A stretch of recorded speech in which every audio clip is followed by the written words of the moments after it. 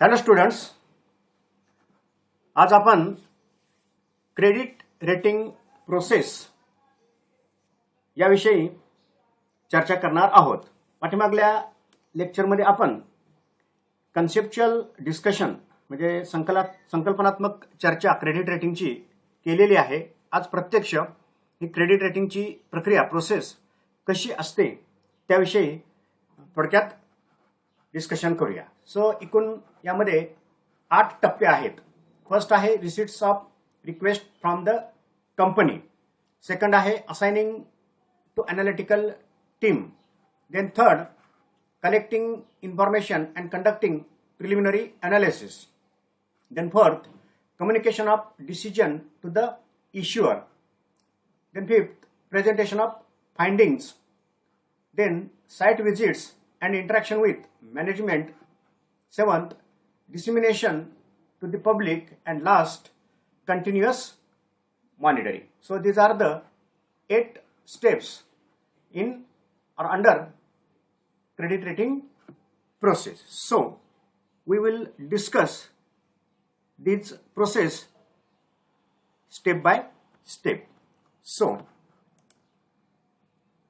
first, receipts of the request. So यामध्ये जी विनंती आहे, ज्या कंपनीला क्रेडिट रेटिंग करून घ्यायचं आहे ती कंपनी क्रेडिट रेटिंग एजन्सी जी आहे CRA त्याच्याकडे काय करते, विनंती करते. So the process begins. कधी स्टार्ट होणार आहे? Process begins with receipt of formal request from the rating from a company for rating from company. So ज्या कंपनीला रेटिंग करून घ्यायचं आहे ती कंपनी काय करते, एक फॉर्मल रिक्वेस्ट जी आहे क्रेडिट रेटिंग एजन्सीला करते. इथून सुरुवात होते. Then afterwards the rating agency and the issuer company enter into the agreement which is signed by both. So इथं रेटिंग एजन्सी आणि जी इश्युअर कंपनी आहे, ज्या कंपनीला रेटिंग करून घ्यायचं आहे त्यांच्यामध्ये काय होत असतं, एक अग्रीमेंट होत असतं. सो या अग्रीमेंटमध्ये अग्रीमेंट कव्हर्स, त्या अग्रीमेंटमध्ये काय असणार आहे, company will provide all material information to agency. So त्या एजन्सीला जी मटेरियल इन्फॉर्मेशन आहे म्हणजे महत्वाची जी सगळी माहिती आहे ती त्या कंपनीनं काय करायची, प्रोव्हाइड करायची. Agency promises to keep the information confidential. So ही इन्फॉर्मेशन कंपनी प्रोव्हाइड करणार आहे त्या एजन्सीला. मग एजन्सीनं त्या कॉन्ट्रॅक्टमध्ये एक वचन द्यायचं असतं, काय, कीप इन्फॉर्मेशन कॉन्फिडेन्शियल. आणि ती जी माहिती आहे ती काय ठेवली जाईल, इथं गुप्त ठेवली जाईल. ती इतर कोणालाही ओपन केली जाणार नाही, डिस्क्लोज केली जाणार नाही. The agreement gives to company to accept or not the rating. आणि त्या अग्रीमेंटमध्येच एक कंपनीला अधिकार पण दिलेला असतो, ते जे रेटिंग असेल ते ऍक्सेप्ट करा अथवा करू नका. अशा पद्धतीनं पहिल्या टप्प्यामध्ये रिक्वेस्ट होते, त्यानंतर एक कॉन्ट्रॅक्ट होत असतं. ह्या 3 बाबी त्या कॉन्ट्रॅक्टमध्ये महत्वाच्या ठरतात. देन सेकंड स्टेप जी आहे assignment to analytical team. So एक एनालिटिकल टीम जी आहे, विश्लेषण करणारी एक जी टीम आहे ती इथं काय केली जाते, असाइन केली जाते त्या कंपनीला. सो यामध्ये काय घडतं पहा, credit rating agency assign the rating task to an analytical team. So एक रेटिंग टास्क जी आहे, रेटिंग करण्याची एक जबाबदारी जी आहे ती एक एनालिटिकल टीम तयार करून त्या टीमकडे देत असते. Team comprises of the analyst who have expertise in the relevant business area. So त्या टीममध्ये जे अनालिस्ट असतात, टीम कंप्राइजेस अनालिस्ट, त्या टीममध्ये जे अनालिस्ट असतात विश्लेषण करणारे ते एक्सपर्टाइज असतात. कशामध्ये, in the relevant business area. ज्या कंपनीचं रेटिंग करायचं आहे ती कंपनी कोणत्या बिझनेस एरियामध्ये आहे, म्हणजे कम्युनिकेशन असेल, टेलिकम्युनिकेशन आहे, पेट्रोकेमिकल आहे किंवा सिमेंट इंडस्ट्री आहे, अशा नंबर ऑफ इंडस्ट्रीज आहेत. त्या इंडस्ट्रीमध्ये तो एक्सपर्ट असणारी व्यक्ती त्या अनालिटिकल टीममध्ये असतात. त्या बिझनेस एरियामध्ये एक्सपर्ट असणारी व्यक्ती त्या अनालिटिकल टीममध्ये असतात. This analyst are responsible for carrying out the rating assignment. आणि ह्या टीमची एक जबाबदारी असते, ही जी रेटिंग असाइनमेंट आहे ते रेटिंग असाइनमेंट या टीमनं काय करायचं असतं, पूर्ण करायचं असतं. म्हणजे सेकंड स्टेपमध्ये एक टीम जी आहे अनालिटिकल टीम तयार केली जात असते. ओके. Then obtaining information. आता अनालिटिकल टीम माहिती काय करणार, प्राप्त करणार. The analytical team obtain the information from the issuer company. So issuer company म्हणजे ज्या कंपनीला रेटिंग करून घ्यायचं आहे त्या कंपनीकडून एक जी इन्फॉर्मेशन आहे ती इन्फॉर्मेशन काय करते, तर कलेक्ट करते. इन्फॉर्मेशन मग ते फिनान्शियल, बिझनेस, मॅनेजमेंट, पॉलिसीज या अनुषंगानं ही इन्फॉर्मेशन अनालिटिकल टीम काय करते, कलेक्ट करते. The analytical team analyse the information relating to the issuer's financial statement, cash flow etcetera. म्हणजे जी फिनान्शियल इन्फॉर्मेशन असेल, मॅनेजमेंट फिलॉसॉफी असेल, मॅनेजमेंट प्रोसेस असेल, या ज्या बाबी आहेत, डिसिजन मेकिंग प्रोसेस आहे, या सगळ्या ज्या बाबी आहेत, या सगळ्याचं इथं अनालिटिकल टीम काय करते, कलेक्ट करून अनालिसिस करते. The analytical team then proceeds to have a detail meeting with the company's management. आणि त्यानंतर ही अनालिटिकल टीम कंपनीच्या मॅनेजमेंट बरोबर काय करते, एक मीटिंग कॉल करते, डिटेल मीटिंग घेते आणि त्यामध्ये इन्फॉर्मेशनच्या अनुषंगानं कोणती इन्फॉर्मेशन पाहिजे, त्याचं स्वरूप कसं असेल या अनुषंगानं ही अनालिटिकल टीम मॅनेजमेंट बरोबर इथं डिस्कशन करते. Then presentation of findings to rating committee. Okay, so इथं जे फाइंडिंग्स आहेत अनालिसिस केल्यानंतर ती रेटिंग कमिटीला इथं काय केले जातात, प्रेझेंट केले जातात. An opinion on the rating is formed and the findings are ultimately presented to the rating committee which then decides on the rating. So, rating कमिटीला म्हणजे त्या रेटिंग एजन्सीची एक रेटिंग कमिटी असते. त्या रेटिंग कमिटीला हे जे फाइंडिंग्स आहेत ते काय केले जातात, अल्टिमेटली अंतिमतः ते प्रेझेंट केले जात असतात. जे ओपिनियन आहे या अनालिटिकल टीमचं, ते ओपिनियन, ते फाइंडिंग्स रेटिंग कमिटीला इथं काय केले जातात, प्रेझेंट केले जातात. The rating committee meeting is only aspect of the process in which the issuer does not participate directly. So, या रेटिंग कमिटीला प्रेझेंट करत असताना त्यामध्ये ज्या कंपनीचं रेटिंग करायचं आहे ती कंपनी त्यामध्ये इन्व्हॉल्व्ह नसते. The rating committee meeting is only aspect of the process. एक त्या प्रोसेसचा काय आहे, भाग आहे, in which the issuer does not participate directly. म्हणजे ती संबंधित कंपनी, ज्या कंपनीचं रेटिंग करायचं आहे ती कंपनी त्यामध्ये डायरेक्टली पार्टिसिपेट नसते. कारण रेटिंग कमिटी ही क्रेडिट रेटिंग एजन्सीची ती कमिटी असते आणि ही टीम यामध्ये हे काय होत असतं, डिस्कशन होत असतं. Okay, then communication of decision to the issuer. आणि त्यानंतर जो डिसिजन झाला ग्रेडिंगचा तो संबंधित इश्युअर कंपनीला काय केला जातो, कम्युनिकेट केला जातो, प्रेझेंट केला जातो. The assign rating grade is finally communicated to the issuer along with the reasons. So जे काही ग्रेड इथं फायनल झालेली आहे ती त्या संबंधित इश्युअर कंपनीला कम्युनिकेट केली जाते, सांगितली जाते आणि त्या रेटिंगचं जे रिझन आहे, कोणते रेटिंग असेल, ए असेल, बी असेल किंवा सी असेल, त्याचं जे पर्टिक्युलर रिझन आहे ते सुद्धा त्यामध्ये संबंधित कंपनीला कम्युनिकेट केलं जातं. In case the issuer is not satisfied with the rating assign, he can appeal against the assign rating. समजा हे इश्युअर कंपनीला रेटिंग मान्य नसेल, समाधानी नसेल त्या रेटिंगच्या बाबतीमध्ये, तर कंपनी काय करू शकते, इथं अपील, आव्हान देऊ शकते अगेन्स्ट द असाइन रेटिंग. जे रेटिंग दिलेलं आहे त्याला ती कंपनी काय करू शकते, आव्हान देऊ शकते.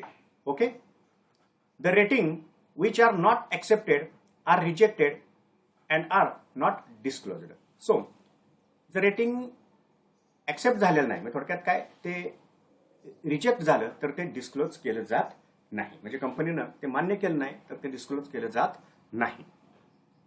Okay, then dissemination to the public. आता रेटिंग जर ऍक्सेप्ट केलं तर मग ते रेटिंग पब्लिक समोर काय केलं जातं, प्रेझेंट केलं जात असतं. Once the issuer accept the rating agency disseminate the information through printed reports to the public. मग प्रिंटेड रिपोर्ट फॉर्मॅटमध्ये हे रेटिंग एजन्सी पब्लिकला ते रेटिंग काय करते, इथं डिसेमिनेट करते, कम्युनिकेट करते, ओपन करते. रेटिंग ऍक्सेप्ट केल्याशिवाय हे पब्लिकला डिसेमिनेट केलं जात नाही.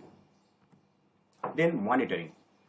The credit rating agency constantly monitors on rating with the reference to new political, economical, financial development etcetera. So एकदा रेटिंग झाल्यानंतर ते स्थिर नसतं, त्यामध्ये काय केलं जात असतं, कंटिन्युअस मॉनिटरिंग, म्हणजे सतत त्याच्यावर इथं काय केलं जातं, लक्ष ठेवलं जातं. कारण परिस्थिती बदलते, पॉलिटिकल असेल, इकॉनॉमिकल असेल, फिनान्शियल, त्या देशाची, त्या औद्योगिक क्षेत्राची इथं परिस्थिती बदलते. त्याचबरोबर कंपनीवर त्याचा काय होत असतो, परिणाम होत असतो. त्यामुळे हे रेटिंग कॉन्स्टंट कंटिन्यू राहत नाही, त्यामुळे मॉनिटरिंग करणं गरजेचं असतं.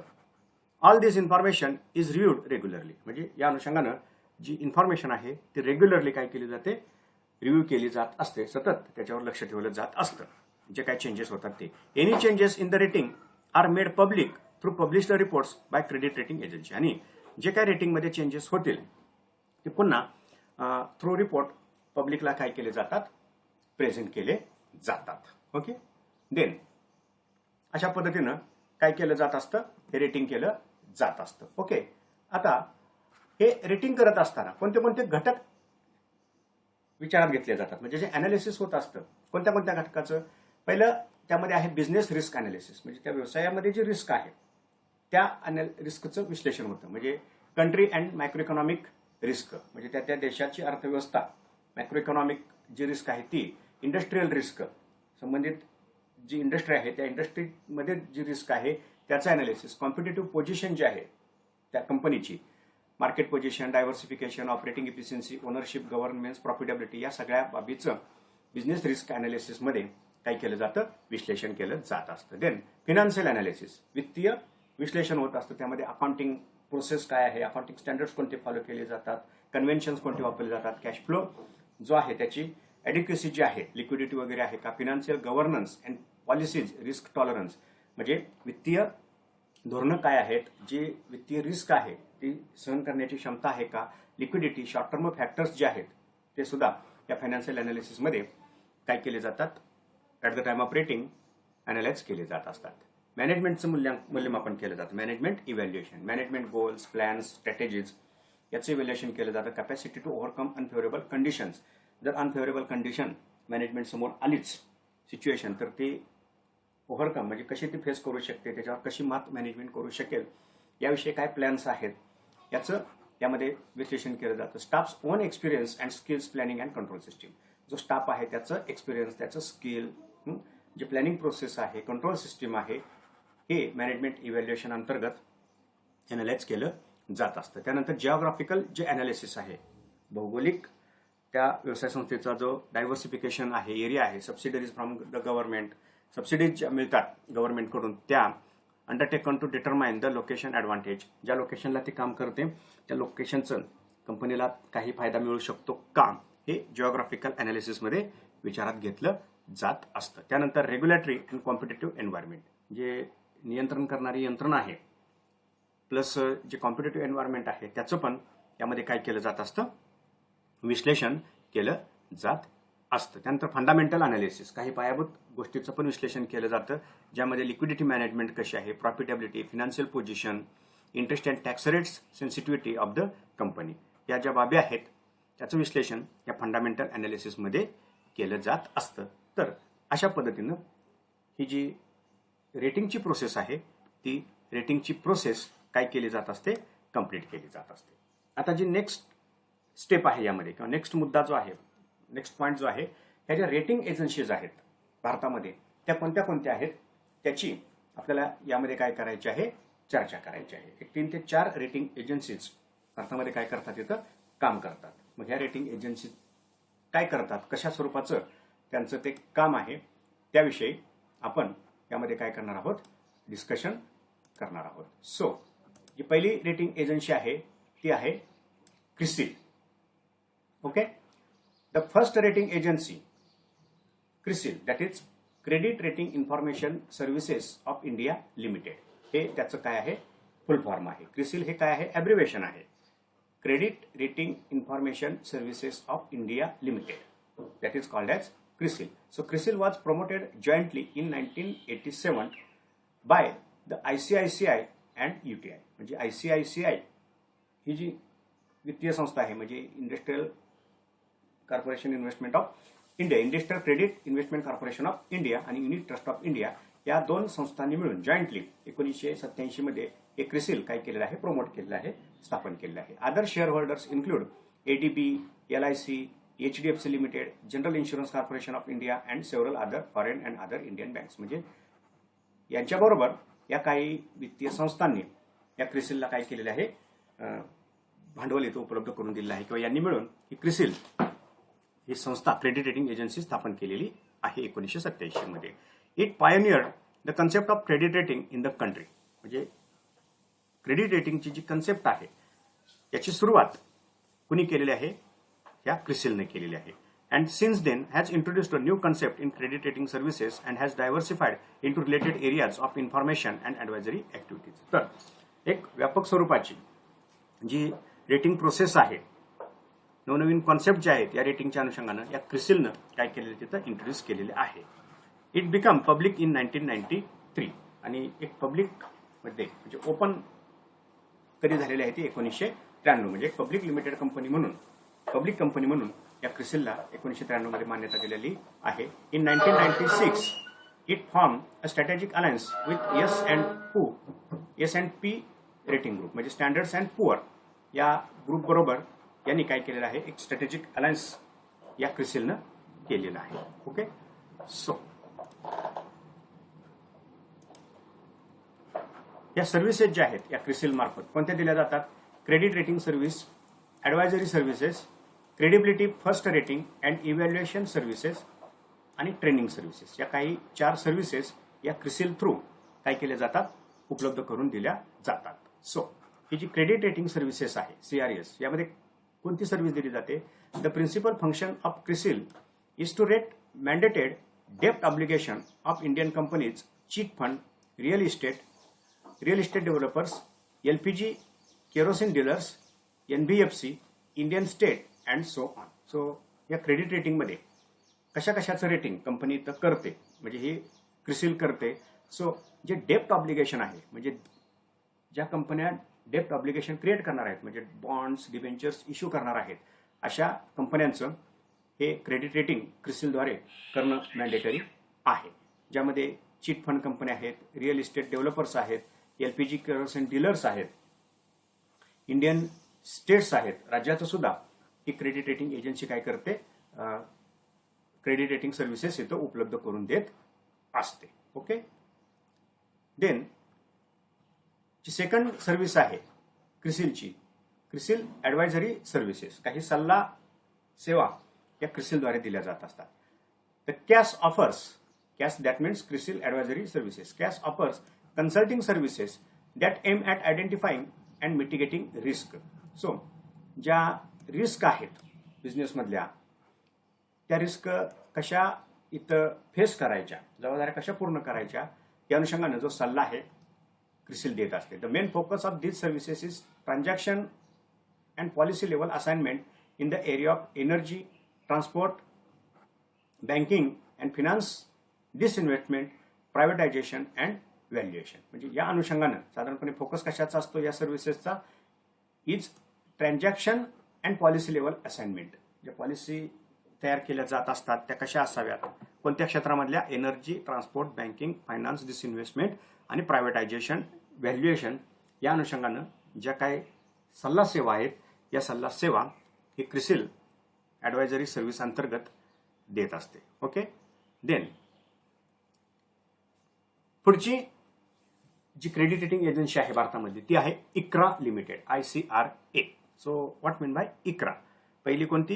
क्रिसिल, दुसरी आहे ICRA, information and credit rating services, that is called as ICRA. ICRAचा फुल फॉर्म काय? Information and credit rating services. Has been promoted by IFCI limited as the main promoter. म्हणजे मुख्य प्रोमोटर याचा कोण आहे? IFCI, Indian financial services of India. Okay, company of India. So ही जी main promoter आहे या मेन प्रोमोटर म्हणजे या IFCIनं ही ICRA ही क्रेडिट रेटिंग एजन्सी काय केलेली आहे? प्रमोट केलेली आहे, स्थापन केलेली आहे. And started operations in 1991. आणि 1991 मध्ये या ICRAनं आपली ऑपरेशन्स म्हणजे आपलं कामकाज सुरू केलेलं आहे. Other shareholders are UTI banks, LIC, GIC, Exim bank, HDFC and ILFS. तर या काही अजून यामधल्या काय शेअर होल्डर्स आहेत म्हणजे यांनी या ICRAला काय केलं आहे? भांडवल उपलब्ध करून दिलेलं आहे. So it provides rating, information and advisory services ranging from strategic consulting to risk management and regulatory practice. तर यांच्याकडून या ICRAद्वारे कोणत्या सर्व्हिसेस दिल्या जातात? रेटिंग केलं जातं. ज्या इन्फॉर्मेशन अँड ॲडवायझरी सर्व्हिसेस आहेत त्याची रेंज काय आहे? Ranging from strategic consulting to risk management and regulatory practice. म्हणजे जे स्ट्रॅटेजिक कन्सल्टेशन आहे, एक व्यूहरचनात्मक जो सल्ला आहे तो सल्ला या ICRAद्वारे कंपन्यांना प्रोव्हाइड केला जातो. The main objective of ICRA are to assist investors both individual and institutional in making well informed decision. So main objective काय आहे की जे इंडिव्हिज्युअल इन्व्हेस्टर्स आहेत किंवा इन्स्टिट्यूशनल इन्व्हेस्टर्स आहेत त्यांना एक वेल इन्फॉर्मेशन, एक चांगली इन्फॉर्मेशन दिली जाते की ज्याच्या आधारे ते गुंतवणुकीचं काय करू शकतात, डिसिजन घेऊ शकतात. म्हणजे गुंतवणूकदारांना गुंतवणुकीविषयीची जी माहिती आहे ती माहिती, गुंतवणुकीवर प्रभाव टाकणारी जी माहिती आहे ती उपलब्ध करून देणं हे इक्राचं काय आहे, मेन पर्पज आहे, मेन ऑब्जेक्टिव्ह आहे. To assist issuers in raising funds from a wider investor base. So जे इश्युअर्स आहेत म्हणजे कंपन्यांना फंड रेझिंगसाठी सुद्धा ही इक्रा काय करत असते, मदत करत असते. To enable banks, investment bankers, brokers in placing डेप्ट विथ इन्व्हेस्टर्स. सो ज्या बँक्स आहेत, इन्व्हेस्टमेंट्स आहेत, इन्व्हेस्टमेंट बँकर्स आहेत, ब्रोकर्स आहेत, त्यांना तिथे काय केलं जाते, प्लेसिंग डेप्ट विथ इन्व्हेस्टर. म्हणजे गुंतवणूकदारांच्याकडून जी डिबेंचर्स आहेत म्हणजे थोडक्यात कर्ज पुरवठा या इक्राद्वारे या संस्थांना उपलब्ध करून देण्यासाठी प्रयत्न केला जातो. To provide regulators with market driven system to encourage the healthy growth of capital market. So एक हेल्दी जो ग्रोथ आहे कॅपिटल मार्केटचा तो व्हावा, चांगला विकास त्या कॅपिटल मार्केटचा व्हावा, त्यासाठी एक जी सिस्टीम आहे, जी रेग्युलेटरी सिस्टीम आहे त्या रेग्युलेटरी सिस्टीममध्ये सगळ्यांनी काम करावं यासाठी एक मार्गदर्शन, एक मदत, एक रोल या इक्राद्वारे काय केला जातो, बजावला जात असतो. म्हणजे सगळ्यांनी ही जी रेग्युलेटरी स्ट्रक्चर जे आहे म्हणजे कॅपिटल मार्केटमध्ये खास करून सेबी असेल, रिझर्व्ह बँक असेल, गव्हर्नमेंटचे काय नियम, डिसिजन्स घेतले जात असतात तर ते ॲक्सेप्ट करावे, त्यानुसारच काम करावं, त्यासाठी एक एनकरेज करणं हे इक्राचं काय काम आहे. आणि त्यातून कॅपिटल मार्केटचा जो हेल्दी ग्रोथ आहे तो काय होत असतो, शक्य होत असतो. It provide rating services, information services and advisory services. म्हणजे थोडक्यात काय, एक रेटिंग सर्व्हिस, इन्फॉर्मेशन सर्व्हिस आणि advisory service just like CRISIL Iqra सुद्धा काय करते, प्रोव्हाइड करत असते. ओके, या काही रेटिंग सर्व्हिसेस आहेत खास करून ज्या डेप्ट इन्स्ट्रुमेंट इश्यू केले जातात. इक्रा रेट डेप्ट instrument issued by manufacturing companies, commercial bank, NBFC, financial institution, public sector undertakings and municipalities. म्हणजे यांच्याद्वारे जे डेप्ट इन्स्ट्रुमेंट इश्यू केले जातात, डिबेंचर्स, बॉन्ड, त्याचं जे रेटिंग आहे ते रेटिंग ही इक्रा करत असते. ओके, त्यामध्ये खास करून डिबेंचर्स आहेत, फिक्स्ड डिपॉझिट आहेत, कमर्शियल पेपर्स आहेत, सर्टिफिकेट ऑफ डिपॉझिट्स आहेत, हे जे इश्यू केले जातात आणि त्यातून निधी जमा केला जात असतो त्याचं रेटिंग ही इक्रा करत असते. ओके, या इन्फॉर्मेशन सर्व्हिसेस अंतर्गत the information service division of Iqra focuses on providing authentic data and value added products used by intermediaries, financial institutions, banks, asset managers, institutions and investors. म्हणजे थोडक्यात काय, कॅपिटल मार्केटमधले हे जे पार्टिसिपंट्स आहेत कोण असतं, आपण बघितलं इंटरमिडिएटरीज आहेत, फायनान्शियल इन्स्टिट्यूशन, बँक्स आहेत, यांना जे ऑथेंटिक डेटा आहे किंवा व्हॅल्यू ॲडेड प्रॉडक्ट जे आहेत कॅपिटल मार्केटमधले त्याविषयीची जी इन्फॉर्मेशन आहे ती इन्फॉर्मेशन ही इक्रा काय करत असते, उपलब्ध करून देत असते. त्यानंतर ॲडवायझरी सर्व्हिसेसमध्ये the advisory services division of ICRA offers wide ranging management advisory services. म्हणजे व्यवस्थापनाला ज्या सल्ल्याची गरज असते तो सल्ला या इक्राद्वारे दिला जात असतो. Under advisory services ICRA provides its understanding on business processes and relevant organisational issue to different players of the financial market such as investor, issuers, regulators, intermediaries and media. म्हणजे जे बिझनेस प्रोसेसेस आहेत, कशा पद्धतीनं कामकाज चालतं, नवीन टेक्निक्स काय यायला लागलेले आहेत, ऑर्गनायझेशनल इश्यू कोणते असू शकतात, याविषयीचा जो सल्ला आहे कंपन्यांना प्लस जे गुंतवणूकदार आहेत त्यांना इथे काय केला जात असतो, उपलब्ध करून दिला जात असतो. त्यानंतर पुढची आहे भारतामधली क्रेडिट रेटिंग एजन्सी, ती आहे care limited. CRISIL, ICRA and care. Last आहे care limited. Credit analysis and Research Limited, that is CARE. Credit Analysis and Research Limited. Abbreviation काय आहे, CARE. So CARE is promoted by IDBI jointly with financial institutions, public private sector banks and private finance companies. So main promoter कोण आहे, IDBI bank आहे थोडक्यात. आणि कुणाबरोबर हे promotion झालेलं आहे, लीड कोणी घेतलं, या केअरची स्थापना करण्यासाठी IDBI बँकेने घेतलेलं आहे. आणि त्यांच्या जोडीला कोण कोण होतं, जे फिनान्शियल इन्स्टिट्यूशन्स आहेत, पब्लिक प्रायव्हेट सेक्टर बँक्स आहेत, प्रायव्हेट फायनान्स कंपनी यांनी मिळून ही केअर लिमिटेडची काय केलेली आहे, स्थापना केलेली आहे, credit analysis and research limited. So it commenced its credit rating operations in October 1993. 1993 मध्ये या केअरनं आपली कामकाज काय केलेलं आहे, आपलं कामकाज सुरू केलेलं आहे. And offers a wide range of products and services in the field of credit information and equity research. So credit information and equity research या अंतर्गत या एरियामध्ये नंबर ऑफ प्रॉडक्ट्स आणि ज्या सर्व्हिसेस आहेत या केअर लिमिटेडनं काय केले आहेत, उपलब्ध करून दिलेल्या आहेत. So it also provides advisory services in the areas of securitisation of transportation and structural financial instrument. म्हणजे जे पायाभूत सुविधांसाठी काम करणारे जे यंत्रणा आहे, संस्था आहेत, त्यांचे जे सेक्युरिटायझेशन आहे, म्हणजे थोडक्यात काय त्यांच्या ज्या प्रतिभूती वगैरे आहेत त्यांचं रेटिंग करण्याचं काम, त्यांना सल्ला देण्याचं काम हे केअर लिमिटेड करते. आता ही संस्था, ही एजन्सी कोणत्या सर्व्हिसेस उपलब्ध करून देते, क्रेडिट रेटिंग ऑफ डेप्ट इन्स्ट्रुमेंट. नेहमीप्रमाणे डेप्ट इन्स्ट्रुमेंटचं क्रेडिट रेटिंग करून देते. एक लक्षात ठेवा, खास करून क्रेडिट रेटिंगचा संबंध हा कशाशी असतो, डेप्ट इन्स्ट्रुमेंट जे इश्यू केले जात असतात ते डेप्ट इन्स्ट्रुमेंट किती रिस्की आहेत हे या रेटिंग एजन्सी थ्रू किंवा हे रेटिंग थ्रू काय होत असतं, पब्लिक समोर इथं प्रेझेंट केलं जात असते. म्हणजे भांडवल कसं रेज केलं जातं, एक ओन कॅपिटल असतं, एक लोन कॅपिटल असतं. खास करून जे लोन कॅपिटल रेज केलं जाणार आहे, डेप्ट इन्स्ट्रुमेंट असतात, डिपॉझिट्स असतात, तर ते किती सुरक्षित आहेत, ते किती रिस्की आहेत, या अनुषंगानं या क्रेडिट रेटिंग थ्रू काय केलं जात असतं, रेटिंग केलं जात असतं. म्हणून क्रेडिट रेटिंग ऑफ डेप्ट instrument advisory services like securitisation transactions, structural financial instruments, financing infrastructure projects and municipal finance. म्हणजे जो फायनान्स आहे, म्युनिसिपल फायनान्स असेल किंवा इन्फ्रास्ट्रक्चरच्या अनुषंगाने जे प्रोजेक्ट्स असतात त्याला जो फायनान्स केला जात आहे त्या अनुषंगानं जे रेटिंग आहे ते रेटिंग या केअरद्वारे केलं जात असतं. ओके.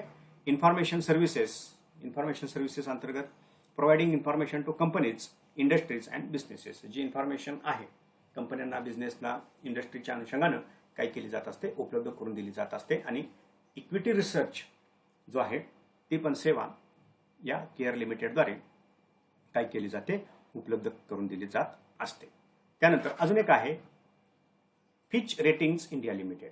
3 प्रमुख आहेत, त्याबरोबर ही एक क्रेडिट रेटिंग एजन्सी भारतामध्ये काम करते. It is the latest entrant. आत्ताच थोडक्यात काय आहे, लेटेस्ट एंट्री या यंत्रणेची झालेली आहे in the credit rating business in the country as a joint venture between the International Credit Rating Agency Duff and Phelps and JM Financial and Alliance Group. So ही rating agency एक joint venture म्हणून काम करते. कोणाबरोबर आहे, joint venture between international credit rating agency, जी आंतरराष्ट्रीय पातळीवर काम करणारी क्रेडिट रेटिंग एजन्सी आहे. कोणती, डफ अँड फेल्प्स, त्याचबरोबर JM financial and alliance group याबरोबर एकत्रीकरण करून, म्हणजे हे यांच्याशी संगनमत करून थोडक्यात काय केले जातं की फिच रेटिंग इंडिया लिमिटेड काय करते, भारतामध्ये ज्या क्रेडिट रेटिंगच्या सेवा आहे ती सेवा काय करते, पुरवते. इन ॲडिशन टू डेप्ट instrument it also rates companies and countries on request. म्हणजे कंपन्यांचं प्लस कंट्रीजचं सुद्धा जे रेटिंग आहे ते रेटिंग इथं केलं जात असतं. ओके. तर अशा पद्धतीनं ही क्रेडिट रेटिंगची काय आहे, संकल्पना आहे. काय करायचं आहे, जो क्रेडिट वर्दीनेस आहे, पतक्षमता जी आहे ती इथं निर्धारित केली जाते. मग ती कंपनीची असते, त्याचबरोबर कंपनी जे डेप्ट इन्स्ट्रुमेंट इश्यू करणार आहे ते डेप्ट इन्स्ट्रुमेंट किती रिस्की आहे त्या अनुषंगाने ते असू शकतं. त्यानंतर पूर्ण एखाद्या देशाची सुद्धा काय केलं जात असतं, इथं रेटिंग केलं जात असतं. म्हणजे त्या कंपनीचे जे फिनान्शियल इन्स्ट्रुमेंट्स आहेत त्या अनुषंगानं रेटिंग प्लस स्टेट असतील किंवा कंट्रीज आहे याचं सुद्धा काय केलं जात असतं, क्रेडिट रेटिंग केलं जात असतं. त्याच्यासाठी या क्रेडिट रेटिंग एजन्सीज CRA काय करत असतात, काही राष्ट्रीय पातळीवर हे आपण 3-4 बघितले ते, आणि काही आंतरराष्ट्रीय पातळीवर काय केलं जातात तिथं काम करत असतात आणि त्यांच्याद्वारे हे रेटिंग केलं जात असतं. म्हणजे थोडक्यात काय, सगळ्यात महत्त्वाचा भाग आहे या कॅपिटल मार्केटमधला की इथं ज्यावेळेस कंपन्या भांडवल रेज करतात, लोकांच्याकडून पैसा घेत असतात, त्यावेळेस तो सुरक्षित राहील किंवा नाही याविषयीचे जे काही इंडिकेशन्स आहेत जे निर्देशक आहेत ते निर्देशक या क्रेडिट रेटिंग थ्रू जे गुंतवणूकदार आहेत, जे इंटरमिडियरीज आहेत, त्यांच्यासमोर काय केले जातात, मांडले जात असतात. त्यामुळे एक क्रेडिट रेटिंग कोणत्याही कॅपिटल मार्केटमध्ये काय असतं, महत्त्वाचं असतं की त्यामधून खास करून गुंतवणूकदाराला एक काय केला जात असतं, अलर्ट जो आहे तो दिला जात असतो. त्यामुळे गुंतवणूकदार त्याचे जे डिसिजन्स आहेत कॅपिटल मार्केटमध्ये गुंतवणूक करण्याच्या अनुषंगानं ते डिसिजन्स इथं काय करू शकतो, इथं घेऊ शकतो. त्यामुळं क्रेडिट रेटिंग कॅपिटल मार्केटमध्ये महत्त्वाचं ठरतं.